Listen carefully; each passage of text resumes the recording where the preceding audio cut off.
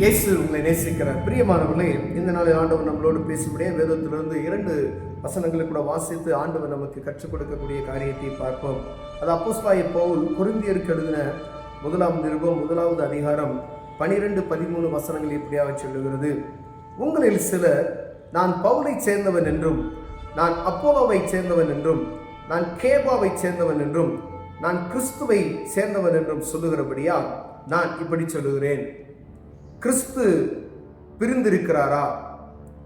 பவுலா உங்களுக்காக சிலுவையில் அறையப்பட்டான்? பவுலின் நாமத்தினாலேயா ஞானஸ்தானம் பெற்றீர்கள்? பிரியமானவர்களே, அப்போஸ்தலனாகிய பவுல் ஒரு கொரிந்து சபைக்கு எழுதும் பொழுது இப்படியாக எழுதுகிறார். அங்கு அநேக பிரிவினைகள் உண்டு. நான் பவுலை சார்ந்தவன், கேபாவை சார்ந்தவன், அப்போலோவை சார்ந்தவன் என்று சொல்லி அவர்களுக்குள்ள ஒரு பிரிவினை எல்லா இடத்துலையும் இருக்கு.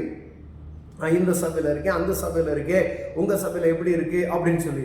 ஆனா ஆண்டவருக்காய் ஊழியம் செய்கிறோம் என்கிறதை மறந்துவிட்டு நான் அவர்களை சார்ந்தவர், இவர்களை சார்ந்தவர் என்று சொல்லி அவர்களுக்குள்ள என்ன செய்யறாங்க? ஒரு சமாதானமற்ற காரியத்தை நாம் பார்க்க முடிகிறது. பிரியமானவர்களே, யார் உங்களுக்காக சிலுவையில் அறையப்பட்டார்? கேட்கிறாரு பாருங்க, பவுலா சிலுவையில் அறையப்பட்டான் அப்படின்னு சொல்லி கேட்கிறார்.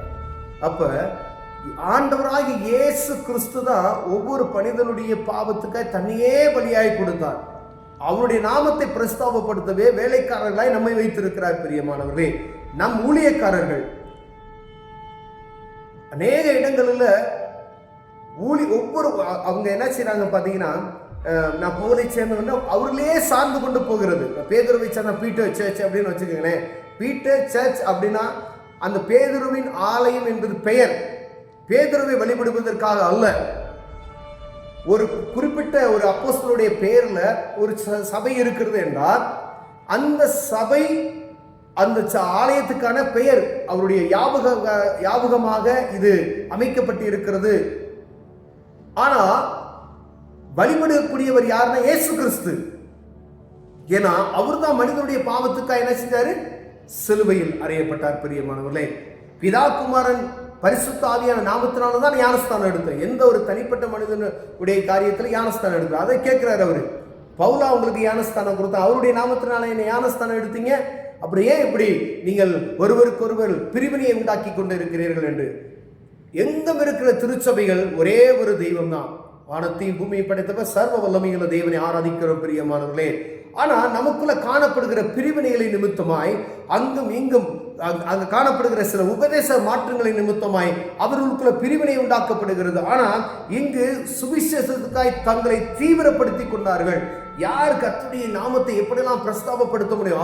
அவங்களுடைய ஊழியங்களை, அப்போஸ்தலருடைய ஊழியங்களை பார்த்தீங்கன்னா அலைந்து திரிகிற ஒரு அனுபவம். பவுலை பாருங்க, அவரு நான் போகாத இதே வேத புத்தகத்தில் அவரு கடந்து சென்ற பாதையெல்லாம் பார்த்தீங்கன்னா அவ்வளோ அவர் செல்வந்தன்.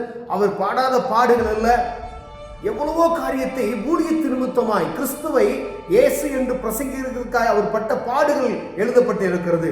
ஆனா நாம் இங்கு நான் பவுலை சேர்ந்தவன், கேபாவை சேர்ந்தவன், புனிதர்களையே நாம் ஒன்று போற்றிக் கொண்டு இருக்கிறதை நான் பார்க்கிறோம். பிரியமானவர்களே, எல்லாரும் தேவனுடைய ஊழியத்தை செய்கிற எல்லாமே அவருடைய வேலைக்காரர்களாக இருக்கிறோம் என்பதை புரிந்து கொள்ள வேண்டும். பிரியமானவர்களே, ஆண்டவர் சொல்றார், பவுலும் பேதுருவும் அவங்க ஒரு இடத்துல போய் ஒரு அற்புதம் நடக்குது.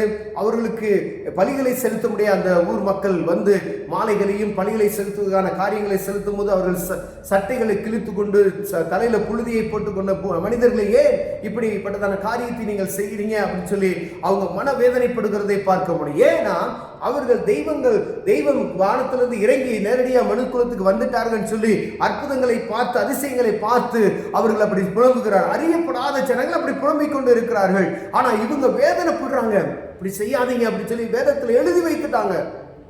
நாம் மீண்டுமாய் அதே காரியத்தை செய்வோமானால் பெயர் வைப்பது தவறல்ல, ஆனா அவர்களை வணங்குவது தவறு என்று வேதம் சொல்லுகிறது. பிரியமானவர்களே, வேலை வானத்திலும் கீழே பூமியிலும் பூமியின் கீழ் தண்ணீரும் யாதொரு விக்கிரத்தை உனக்காக உண்டாக்க வேண்டாம் என்று.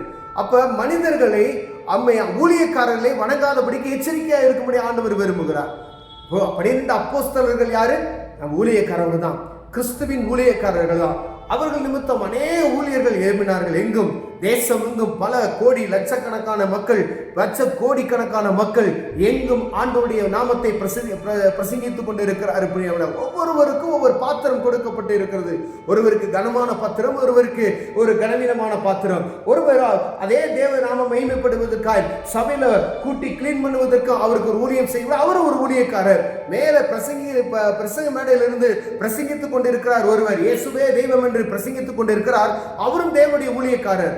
ஆனால் எல்லாமே யாருக்காண்டி ஊழியம் செய்கிறோம் என்றால் இயேசு கிறிஸ்துவினுடைய நாமத்துக்காய் ஊழியம் செய்கிறோம்.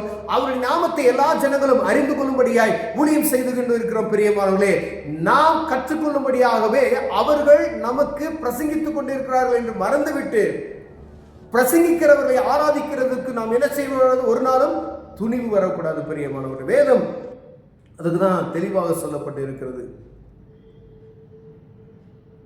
வேத புத்தகத்தை நீ வாசிக்கணும். ஒவ்வொருவரும் எனக்கு வாசிக்க தெரியல அப்படின்னு சொன்னா ஆடியோ பைபிள்ஸ் இருக்கு, பைபிள் இருக்கு. எவ்வளவோ காரியங்கள் நமக்கு இருக்குது. அந்த நாட்கள்ல அவங்க சொன்னதை யாராவது வாசிக்குவாங்க, கேட்பாங்க. அந்த காதுல கேட்டுட்டு அவங்களுடைய வார்த்தைகளை நம்ம சொல்லுகிற பிரசங்கிக்கிற வார்த்தைகளை கேட்டு ரசிக்கப்பட்ட அநேக கூட்டம் உண்டு. ஆனா இந்த நாள்ல வீடியோ மூலமா இருக்கு, ஆடியோ மூலமா இருக்கு. எவ்வளவு வசதி வாய்ப்புகள் இருக்கோ அத்தனை வசதியிலும் என்ன செய்யறது இருக்குது. ஏன்னா நியாயத்தீர்ப்பு நாள் வரும்போது எனக்கு அப்படி செய்ய முடியல, இப்படி செய்ய முடியல, வேதத்தை நான் வாசிக்கல, வேதத்தை நான் கேட்கல அப்படி சொல்ல முடியாது. நீங்க பட்டனை தட்டீங்கன்னா ஃபுல் பைபிள் என்ன செய்யும்? ஆடியோ மூலமா ஒலித்து கொண்டே இருக்கிறதுக்கு ஆண்டவர் இந்த நாட்கள்ல அற்புதமான காரியங்களை நமக்கு தந்திருக்கிறார். பிரியமானவர்களே, அப்ப இவ்வளவு வசதி வாய்ப்புகள் இருந்து கர்த்தருடைய சத்தத்தை கேட்காதபடிக்கு நாம் காதை அடைத்துக் கொண்டு இருப்போம். ஏனால் ஆண்டவர் வருகைக்கு எப்படி நாம் தப்பித்துக் கொள்வோம், அவர் வரும்பொழுது எப்படி போய் அவர் முன்பதாய் நிற்போம் என்பதை பார்க்கும்படி ஆண்டவர் உங்களோடு என்னோடு பேசிக் கொண்டிருக்கிறார். பிரியமானவர்களே, பிரிவினைகள் எல்லாரும் சகோதரர்கள் என்று ஆண்டவர் சொல்லுகிறார். நீ உண்மையில் அன்பு கொள்கிறது போல என்ன செய்யுமா பிறனிடத்தில் நீ அன்பு கூறு என்று சொல்லுகிறார். அப்ப பிரிவினைகள் சபைகள் அநேகம் உண்டு. ஆராதிக்கிற தெய்வம் ஒரே ஒருத்தர் தான். அது மனதில் வச்சுக்கணும். அவர்களுக்கும் நமக்கு உள்ள வித்தியாசம் இருக்கிறதா? இல்ல, இடங்கள் வேறு. ஆனா ஆராதிக்கிற தேவன் ஒருவர்.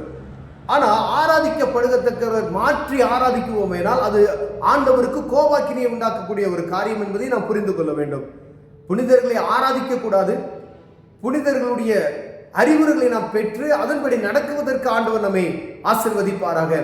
புனிதர்கள் போட்டின வார்த்தைகளை கேட்டு அப்போஸ்தலனாகிய பவுல் கொரிந்து சபைக்கு எழுதும் பொழுது இந்த வார்த்தைகளை எழுதியிருக்கிறார். இந்த வார்த்தைகளை நாம் கேட்டு அதன்படி நடக்குவதற்கு நம்மை பழக்குவித்துவோமானால் நாம் பரிசுத்தமாய் வாழ்வதற்கு ஏதுவான காரியங்களை நம்ம என்ன செய்ய முடியும்? புரிந்து கொள்ள முடியும்.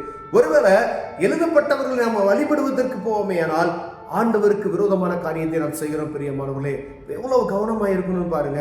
அப்ப தேவ சமூகத்தில் ஆண்டவரே மெய்யே எங்களுக்கு வேற தெய்வங்கள் ஆண்டவரே மெய்யே நாங்கள் இவங்க அப்போஸ்தலர்களால் சொல்லப்பட்ட ஒரு காரியம் அவரையே பின்பற்றுங்கள் தான் சொல்லியிருக்காங்க. அப்ப இயேசு கிறிஸ்துவுக்கு முதலிடம். நான் பவுலை சேர்ந்தவன், அந்த சபையை சார்ந்த எந்த சபையில் இயேசுவே தெய்வம் என்கிற ஒரே அந்த வார்த்தையை நிமித்தமாய் ஆராதிக்கும் பொழுது ஆண்டவர் நம்மை ஆசீர்வதிக்க வல்லமையுள்ளவராக இருக்கிறார். கண்களை மூடுவோம்.